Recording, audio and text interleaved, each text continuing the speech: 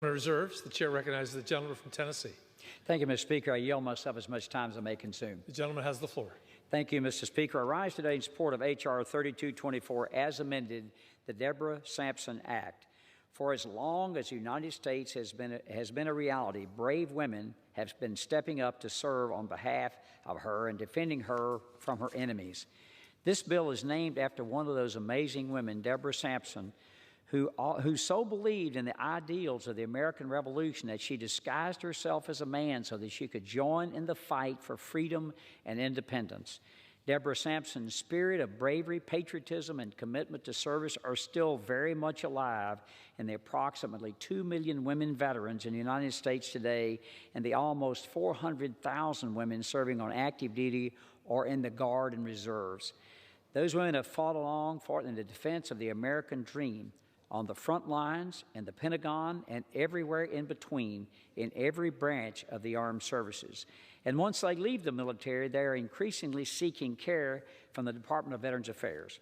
In fact, the number of women using the VA healthcare system has more than tripled since 2001 and is expected to continue rising significantly in the years ahead.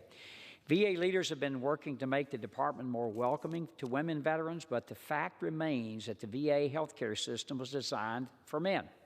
That is perhaps most excitingly evidenced that by a VA study published last December that found that a full quarter of the women veterans who seek care from the VA are subjected to inappropriate or unwanted comments from male veterans on VA grounds. That is tragic and unacceptable, just like it is any time that VA falls short of providing the high-quality care, benefits, and services that women veterans have earned and certainly deserve, which still sadly happens all too often. The Deborah Sampson Act is legislation introduced by Congresswoman Julia Brownley, and she's to be applauded for that, from California, the chairwoman of the Subcommittee on Health and the Bipartisan Women Veterans Task Force that would help put an end to this. The bill would create an Office of Women's Health within the VA, require VA to establish an environment of care standards for women veterans, and ensure that VA medical facilities are retrofitted to meet those standards, require and fund VA programs to train providers to VA medical facilities in the community on women's health, and improve access to care for women veterans and their newborn children. It also includes provisions that would help all veterans, women and men alike, who experience military sexual trauma, intimate partner violence, sexual assault, or sexual harassment to get the support and the care that they need.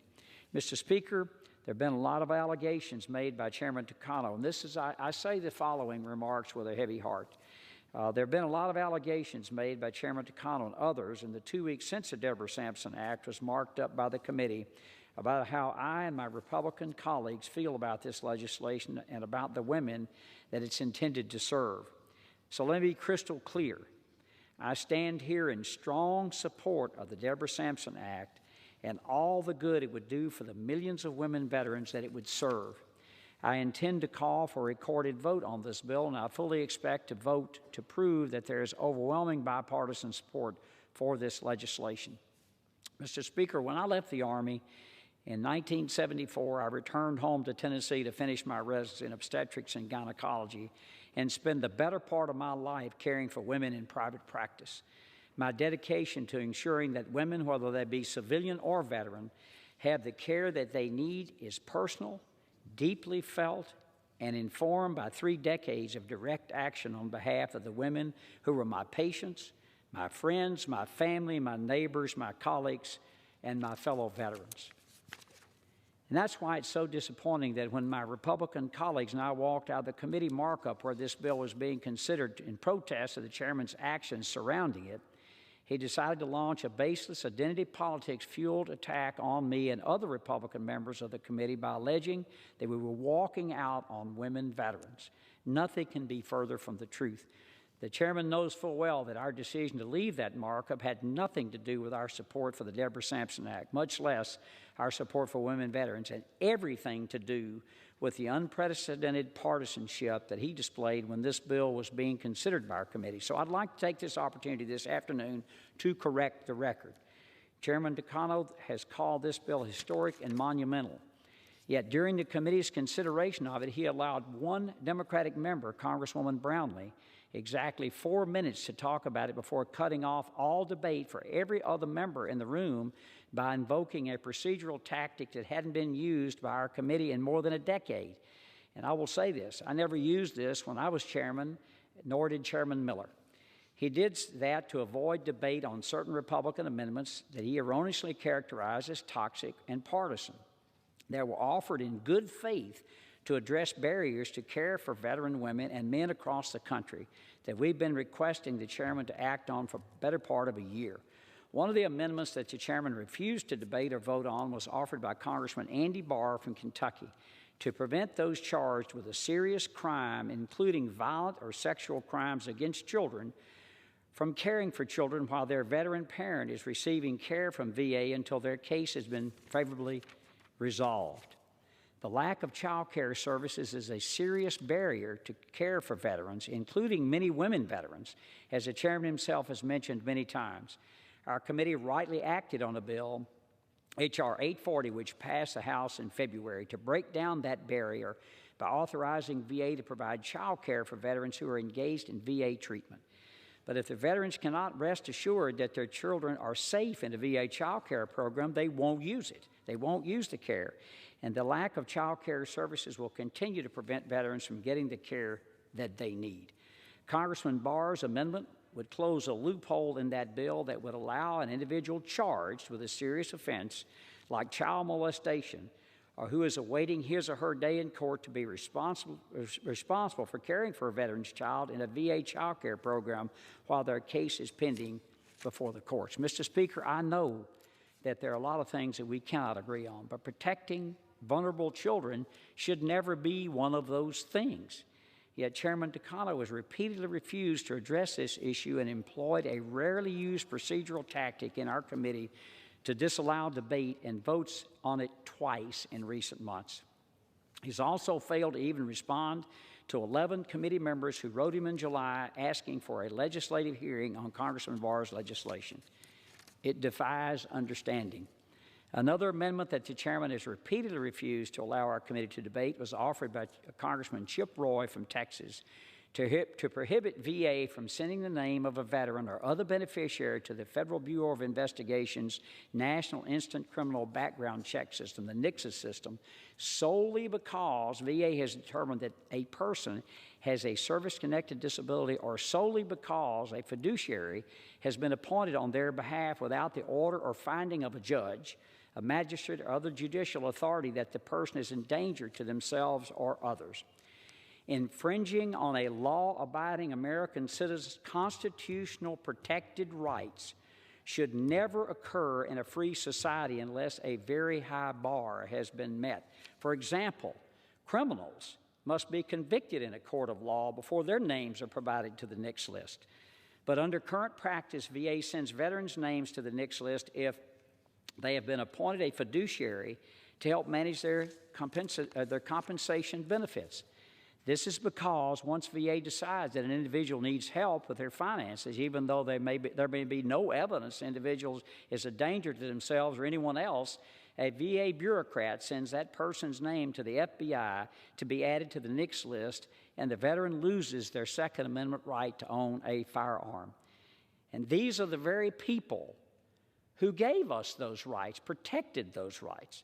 Legislation that the House passed on a party line vote earlier this year, H.R. 1112, would compound this injustice by requiring VA to also report a veteran or beneficiary to the NICS if they've been adjudicated by VA as having a mental illness when a veteran files for a disability claim, for example, PTSD or depression. I have personally heard from veterans across the country, and I mean from Long Island to Los Angeles, who tell me that they don't seek VA care because the benefits that they've earned through their hard-fought service for our country, and because they fear they will lose their Second Amendment rights if they do so. This is unacceptable at any time, and is particularly unacceptable during a national suicide crisis when we know of 14 of the 20 veterans and service member suicide deaths per day already occur among those who are not engaged in VA care prior to their deaths. Veterans risk their lives to protect our rights. at the least we can do for them is to protect theirs. Because Chairman Takano has once again refused to do that, despite making a public vow 8 months ago before the American Legion that he would act as chairman to protect the Second Amendment rights of our nation's veterans. He also once again failed to respond to 12 committee members who wrote him in July asking for a legislative hearing to discuss veterans' Second Amendment issues. There are precious few avenues available to the minority party in Congress to influence the legislative agenda of the majority party. Since February, my Republican colleagues and I have been asking Chairman Takano publicly and privately to address these issues in our committee. Our requests have been ignored. Our letters have gone unanswered. The only remaining option we had left is to attempt to amend bills being marked up by the committee so that we can have an open debate and up or down vote on these issues. If we win, we win. We lose, we lose. We attempted to amend the Deborah Sampson Act with these amendments 2 weeks ago on the advice of the parliamentarian about the appropriateness of these particular amendments, which addresses serious issues facing female and male veterans alike in each one of our states and districts, and this particular bill. But the chairman denied us even this opportunity. That kind of partisanship has never been how this committee has operated as long as I've been there. Under the 8 previous years of Republican chairman, debate was never cut off when Democratic members offered difficult amendments during committee markups. We allowed our Democratic colleagues the opportunity to have their say, and we took tough votes when we needed to. Mr. Speaker, I wish that we could have had such a different conversation today, the day after Veterans Day, than this one. But I would be remiss in my duty as ranking member if I did not call out this behavior and ways in which it fails our nation's veterans. Chairman Takano has spoken movingly about how he wants us to use his chairmanship to stand up for the rights of minority veterans, and I commend him for that and have stood alongside him in doing that work, including in May when we stood side by side to launch the bipartisan Women Veterans Task Force. Yet I urge him now in carrying out that commitment not to spurn the historical bipartisan traditions of the Veterans Affairs Committee, not to trounce on the rights of the minority members of that committee, not to cut corners in favor of expediency, overdoing our due diligence, and not to cast aspersions against me or any other member of our committee when we could be debating the issues at hand like our constituents sent us here to do. Despite our deep disagreements here, I consider Chairman Takano a friend, and I know him to be a good and fair man who is motivated by a sincere desire to do the right thing for the millions of veterans and their families who have sacrificed so much for this great nation. That desire is shared by me and every member of our committee, Republican and Democrat alike. I do not doubt that for a second. I also do not doubt our ability under the chairman's leadership to put this unfortunate recent chapter of the committee's history behind us and return to productive bipartisan tradition that our committee is known and respected throughout the United States Congress and the nation. In doing so, we will once again live up to the example that our nation's veterans, including Deborah Sampson herself, has set. I thank the chairman in advance for that. I stand ready to assist him however I can, and his ranking member and his friend, and I reserve the balance of my time. The gentleman reserves.